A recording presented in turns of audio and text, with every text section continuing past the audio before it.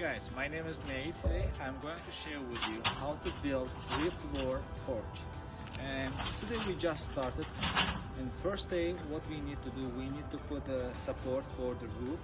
And this is the toughest part. And it takes whole day just to put this one support for the roof.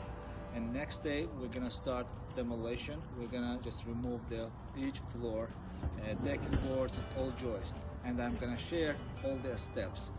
Please subscribe us below, and if you have any questions, comment. I'm gonna try to answer for my next videos.